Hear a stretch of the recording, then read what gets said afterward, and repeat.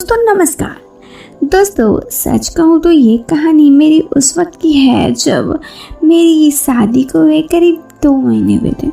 अब क्या कहूँ, मेरे पति तो मुझे एकदम टाइम ही नहीं देते थे, लेकिन ऐसे में मेरा देवर जब मेरी पति की जगह लेकर मुझे हर वो सुख देने लगा जिसकी चाह एक लड़की शादी के बाद तो रखती है। हाँ जी, ऐसे ही कुछ नटखट सी है मेरी कहानी। एक्चुअली मैं भी बहुत नटखट हूँ ना, और देवर पे तो दिल ही आ गया था देवर का देखकर, तो क्या कहूँ। तो चलिए कहानी को शुरू करते हैं। कहानी को शुरू करने से पहले यार चैनल को सब्सक्राइब कर दीजिए ताकि मैं आप सबके लिए ऐसी कहानियाँ लेकर आऊँ जिससे कि आप भी खड़े हो जाओ। तो चलिए कहानी को शुरू करते हैं। तो दोस्तों ये कहानी मेरी तब की है जब मेरी शादी, वैसे तो मेरी अरेंज मैरिज शादी थी, लेकिन शादी को लेकर हर लड़की अपने अंदर बहुत कुछ संजोए रहती है। ऐसे मैं भी रखी थी। वैसे तो मुझे बहुत से लड़के ताड़ते थे, अपना दिल भी दे बैठते थे, आए दिन प्रपोज करते थे, लेकिन मुझे पता था कि शादी मुझे अपने घर वालों की मर्ज़ी से ही करनी है। इसीलिए मैं उन सब को इग्नोर करके अपने घर वालों की मर्ज़ी से शादी कर ली।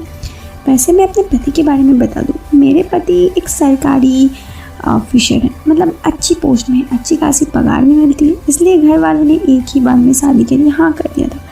देखने में थोड़े ठीक ठाक थे, लेकिन थोड़े खड़ूस लगे थे, मुझसे बात तक अच्छे से नहीं किए थे, और शादी से पहले भी मुझसे बात नहीं की।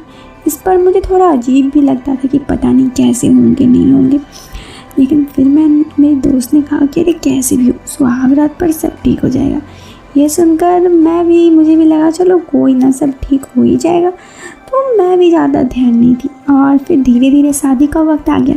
शादी हुई, फिर वक्त था सुहाग रात का। मेरा बहुत मन था, बहुत कुछ मैंने अपने अंदर सोच कर रखा था। मेरे पति आए, और मेरे पति के आने के बाद मैं थोड़ा शर्मा के, थोड़ा डर भी रही थी, तो डर के थोड़ा सा बैठ गई। तो मेरे पति आकर बोले कि हाय, तो मैं शर्माई हुई थी, मैं सर झुका ली। इतना में उन्होंने मेरा सर उठाया और कहा तुम्हें देखने में बहुत खूबसूरत लग रहा है। मुझे मन तो कर रहा था कि मैं कुछ बोलूँ, लेकिन फिर भी मुझे शर्म भी आ रही थी, तो मैं अपना सर झुका के ही रखी, और सर झुका के रख कर मैंने कुछ नहीं कहा। उसके बाद मेरे पति ने मुझे गिफ्ट दिया। मुझे बहुत इंटरेस्टेड था कि वो गिफ्ट कुछ अच्छा ही होगा, लेकिन वो एक चॉकलेट था। उन्होंने कहा ये तुम्हारे लिए।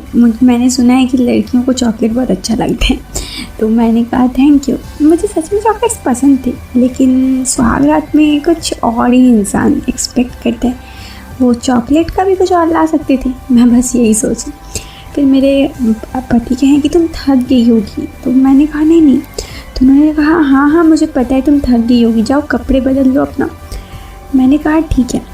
इतना कहकर मैं वाशरूम की तरफ गई। हम लोग के रूम के अंदर ही वाशरूम था कि कपड़े बदलने गई। मैं सोची कि नाइट सूट पहन के आती हूँ कोई अच्छा सा।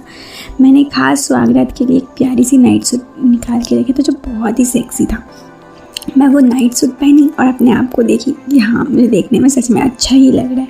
और फिर उसके बाद मैं आई रूम पर, लेकिन तब तक मेरे पति सो चुके थे। उस वक्त मुझे बहुत गुस्सा आया। कम से कम मेरे लिए 2 मिनट बातें तो कर सकते थे मेरे से। खैर मुझे लगा कि छोड़ो, उनके पास वो भी थक गए होंगे शायद, इसीलिए मुझे कह रहे थे। मैं भी उनके बगल में सो गई। सोच रही थी, थोड़ा गुस्सा भी आ रहा था। ये भी सोच रही थी कि ना जाने सुहाग रात के बारे में मैं क्या क्या सोची थी, और ऐसा भी था। सुबह उठकर मेरा देवर, जो मेरे पति से 3 साल का छोटा था, कॉलेज जाता था, मुझे छेड़ रहा था कि भाभी रात को क्या की। तो मैंने कहा सोई हुई थी मैं।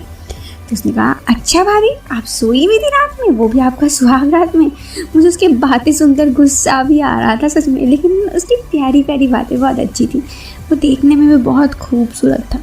बस मेरे पति से छोटा था, लेकिन सच में मेरे पति से देखने में बहुत अच्छा था।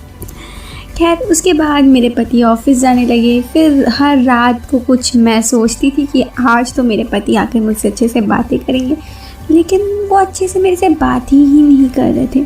समझ में नहीं आ रहा था क्या उनकी शादी मेरे से ज़बरदस्ती हुई थी, या फिर क्या रीज़न था, क्या काम का ज़बरदस्ती था। मैं कई बार उनके पास गई।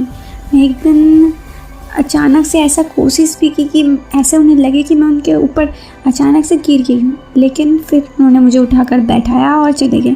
जब भी मेरे से बातें करते थे मेरे पति अच्छे से बातें करते थे, कभी बुरा से बातें नहीं करते थे, लेकिन कभी भी मेरे पास नहीं आते थे। मुझे समझ में नहीं आ रहा था ये सब क्या हो रहा है। वहीं एक तरफ मेरा देवर हमेशा मुझे छेड़ते रहता, बातें करता, मुझे उसके साथ बातें करने में अच्छा लगता था।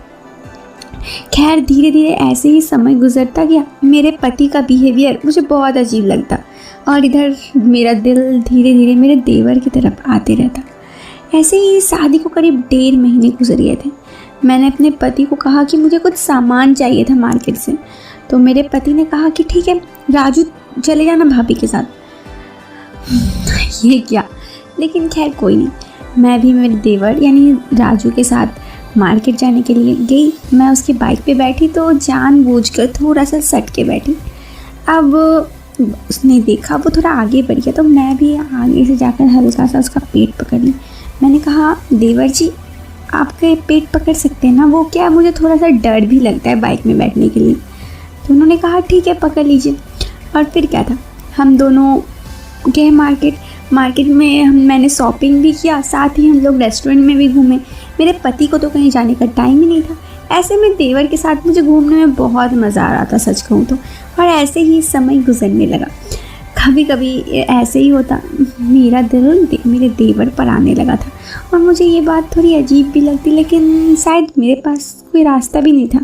एक लड़की का शादी के बाद वो सारा सपना जो अधूरा था वो पूरा ना हो तो कैसे लगेगा भला। कुछ ऐसा ही था मेरे साथ भी। लेकिन फिर पता नहीं क्यों जब भी मैं अपने देवर को देखती थी, देवर जी आहा, उन्हें देखकर मुझे कुछ होने लगता। मुझे ऐसा लगने लगता कि अब शायद यही मेरे लिए सब कुछ है। लेकिन उन्हें ये बात मैं कह कैसे सकूं। वो मेरे साथ मजाक मस्ती बहुत करता था, लेकिन मुझे कहने में भी ख़राब लग रहा था। आखिर रिश्ते में उससे बड़ी थी और पता नहीं क्या कहेंगे लोग, वो भी क्या कहेगा। फिर भी एक मन के लिए दिमाग में याद आता कि क्या फ़र्क पड़ता है लोगों के कहने से।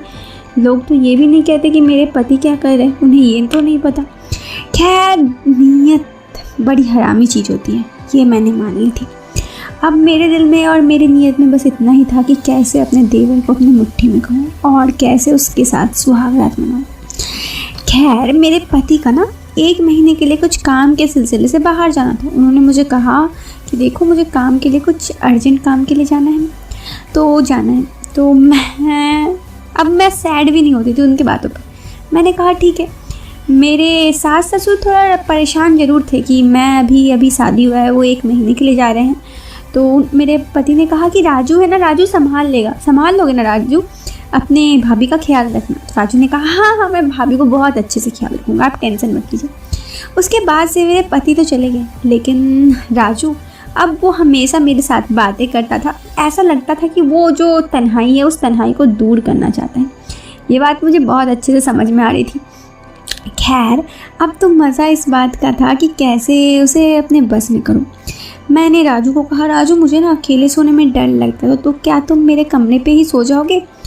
तो राजू ने कहा पर भाभी मैं कैसे। तो मैंने कहा अरे क्या होगा, सो जाना ना, मुझे अकेले सोने में डर लगता है, तुम इतना नहीं करोगे, तुम्हारे भैया ने कहा था ना। और फिर राजू ने कहा ठीक है मैं सो जाऊँगा।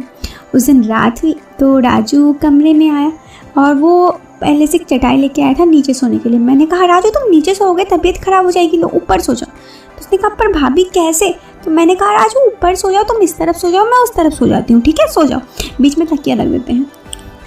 अब इतना कहने पर राजू सो तो गया। मैं उसे बस पूरी रात मानो निहार रही थी। मैंने उसके हल्के से उसके बदन को टच किया और मेरे शरीर में जैसे डोपामाइन और ऑक्सीटोसिन लेवल हाई होने लगा। अब मुझे सच में ऐसा लगने लगा था कि कुछ तो करना ही पड़ेगा। अब डायरेक्ट कुछ करूँगी तो ये तो सही नहीं होगा, इसलिए मुझे लगा कि ये काम तो मुझे ऐसे निकालना होगा कि राजू को लगे कि राजू की ही गलती है। मैंने जानबूझकर उस दिन नाइटी जो पहनी थी उसका ऊपर वाला खोल दिया और अंदर वाला पहले से ही आधा शरीर तो दिखता ही था, वैसा ही था। अब मैं सो गई। रात को जब मैं उठी तो मैंने देखा कि राजू इस तरफ मुँह करके सोया। मैं फिर से सोने का नाटक करने लगी। सुबह उठकर मुझे ये एहसास हुआ कि राजू मुझे देख रहा था, मुझे ताक भी रहा था। मैं समझ गई कि अब तो कुछ तो है, अब तो उसके दिल में भी कुछ होगा। वैसे भी वो भी मर्द था, जवान था, और उसके दिल में कुछ ना हो ऐसा पॉसिबल ही नहीं है। फिर उसके बाद उस रात को मैंने राजू को कहा, राजू मेरी एक शौक पूरा करोगे? उसके बाद वाले दिन तो राजू ने कहा क्या? तो मैंने कहा मुझे ना बियर पीने की बहुत मन है, प्लीज़ राजू मुझे पिलाओगे? पर राजू ने कहा पर भाभी मैंने ये सब कभी नहीं पिया है। तो मैंने कहा मैंने कौन सी पी है, लेकिन मेरी शौक है प्लीज़। वैसे भी मम्मी पापा तो नीचे हैं, उन्हें पता भी नहीं चलेगा। एक्चुअली मेरा कमरा ऊपर था, राजू मेरे कमरे पे ही सो रहा था, उसका कमरा मेरे रूम के बगल में था। तो राजू उस रात लेके आया था वो बॉटल, मुझे दिखाया, हम दोनों देख देख के हंस रहे थे। फिर उस दिन रात भी हम दोनों वहाँ पर बॉटल लगाए और फिर दोनों ने, राजू ने पैक बनाया तो मैंने कहा दो मैं बनाती हूँ, और फिर मैंने थोड़ी सी पी। राजू ने कहा अच्छी कितनी घटिया टेस्ट है। राजू ने जब पहली बार पिया तो मैंने कहा थोड़ा सा पियो मज़ा आ जाएगा। फिर उसने 2 बार मैंने उसे ज़बरदस्ती पिला दी, मैं भी 2 बार पी के टल हो चुकी थी। उसके बाद मैंने जानबूझ के उस तरह की मूवीज़ का एक फिल्म ऐसा करके रखा था कि मैं टीवी चलाऊँ और वो चल जाए। फिर क्या था, मैंने टीवी का स्विच दिया, मेरे रूम में जो था साउंड को पहले ही कम कर दिया था और वो सीन चल रहा था। हम लोग दोनों लगभग नशे में थे और जब वो सीन चला तो राजू मुझे देख रहा था, मैं भी राजू को देख रही थी। मैं पहले से ही नाइटी पहनी हुई थी और अंदर कुछ नहीं पहनी थी। फिर राजू मेरे से चिपकने लगा और मैं भी राजू से चिपकने लगी। नमस्कार दोस्तों, स्वागत है आप सभी का हमारे यूट्यूब चैनल के